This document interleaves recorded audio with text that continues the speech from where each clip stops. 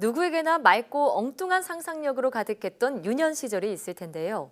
어른이 되면서 이때 순수했던 시절을 그리워만 하게 됩니다.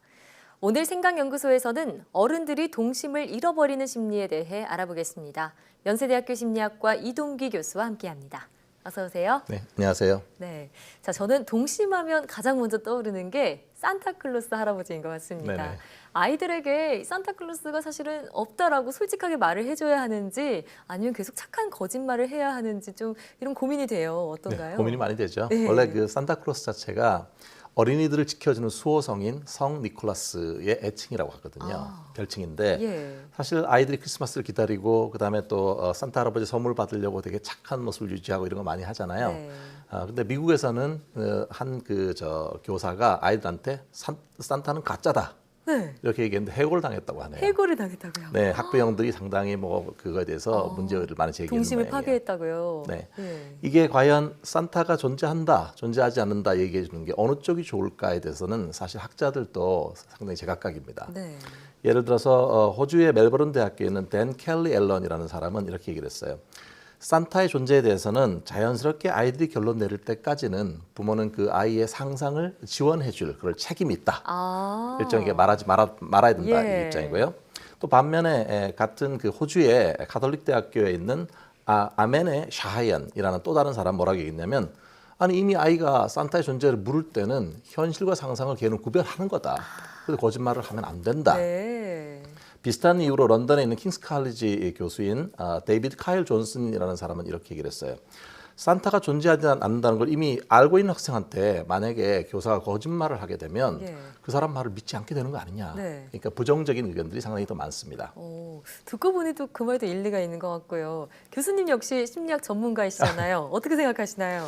저는 제 생각에는 그 아이가 지금 인지 발달 어느 상태에 와 있는가를 함께 고려해야 될 것 같아요. 네. 그러니까 저게 이제 발달 심리학자인 장 피아제가 얘기를 할 때 아이들이 이제 인지 능력이 발달해 가잖아요. 네. 그 중에 전 조작기 상태가 대개 이제 한 2세에서 한 6세 정도 보거든요. 예. 이때는 아이들은 자기 중심성만 있고 대상의 영속성 개념도 없고 어떻게 보면 이 사실 판단이라고 하는 것이 별 의미가 없어요. 예. 그런 아이들한테 사실을 가르쳐야 하고 이런 것들은 별로 어쩌면 도움이 안 되겠죠. 네. 반면에 이제 그 인지 발달 단계 그 다음 단계는 구체적 조작기인데요. 한 6, 7세부터 한 11세까지 일종의 대부분 한 초등학교 정도 되잖아요. 네. 이때는 아이들도 사실하고 상상을 구별하기 시작을 해요. 일종의 문제 해결 능력이 개발되기 때문에 이때는 아이의 상태를 봐서 자연스럽게 알려주는 게 좋을 것 같습니다. 네.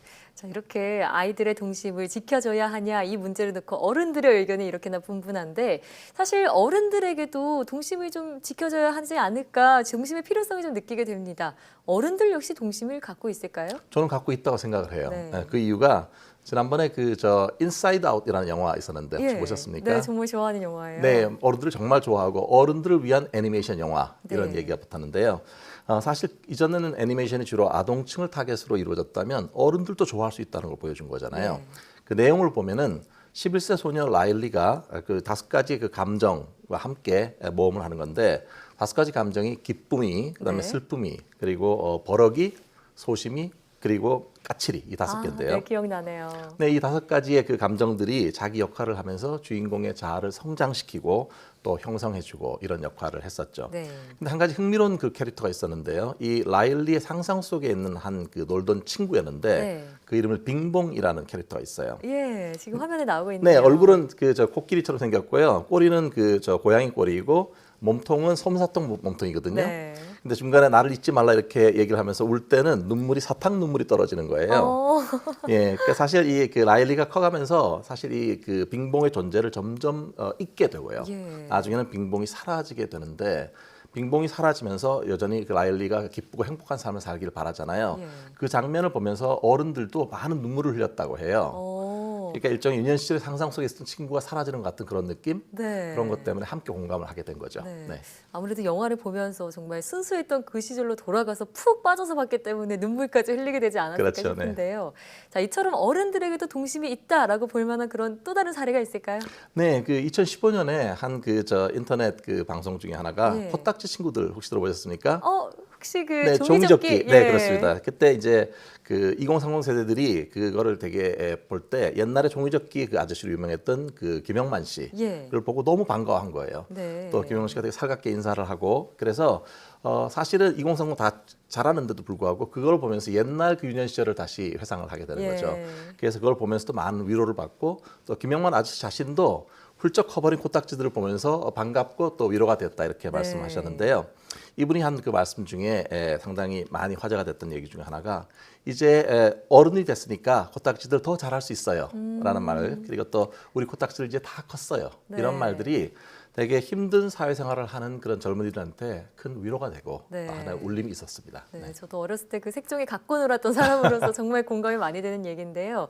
자, 이뿐만 아니라 어른이 되어서도 계속해서 동심의 세계에만 머무르려는 그런 사람들도 있다고 들었습니다. 네. 어떤 심리일까요? 힘든 현실 피하고 싶잖아요. 네. 예, 이런 사람들 저희가 이제 피터팬 증후군이라고 얘기를 하는데요.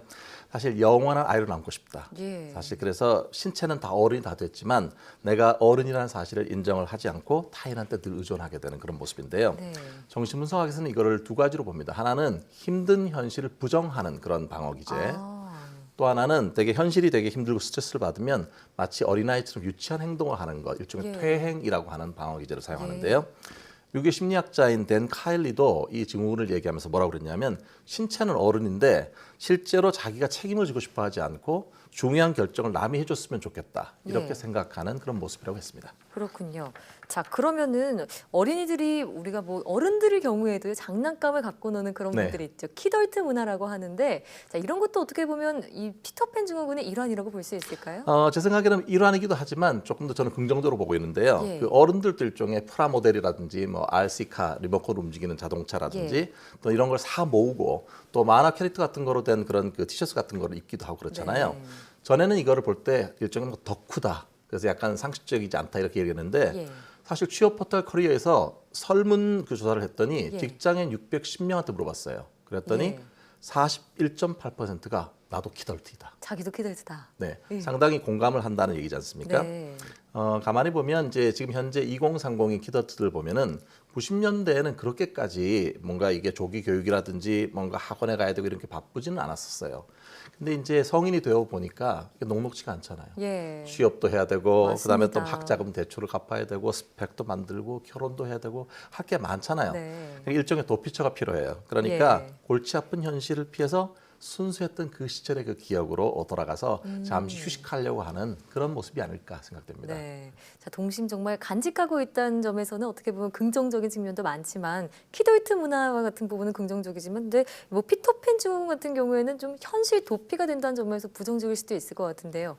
동심 어떻게 바라봐야 할지 짧게 한 말씀 부탁드릴게요. 네, 사실 아이들은 지금 나 그리고 지금 여기 이것만 있으면 행복해요. 예. 우리는 과거에 대해서 후회하고 미래에 걱정하고 복잡한 많이 그렇잖아요. 근데 아이들의 순수한 마음이라든지 창의적인 생각 이것들은 어른 되어서도 하나의 우리를 치료할 수 있는 치유제로서 역할을 합니다. 네. 그렇기 때문에 영국신 윌리엄 워즈버드는 이렇게 얘기했죠. 어린이는 어른의 아버지이다. 예. 제 생각에는 예전에 보면은 동물의 노래가 있었어요. 그때 어릴 적 넓게만 보였던 그 좁은 골목길에 네. 다정한 옛 친구 나를 반겨 다시 달려오는데 어, 가보면 되게 조그마한 골목인데 그때는 되게 맞아요. 컸던 곳이었잖아요. 네. 오늘 여러분도 한번 생각해보고 옛날 친구들 떠올리고 동심으로 한번 돌아가보는 것은 어떨까 생각합니다. 네, 정말 때로는 철부지 어린아이로 돌아가는 것도 스트레스를 푸는 하나의 방법인 것 같습니다. 지금까지 생각연구소 연세대학교 심리학과 이동기 교수와 함께했습니다. 오늘 말씀 고맙습니다.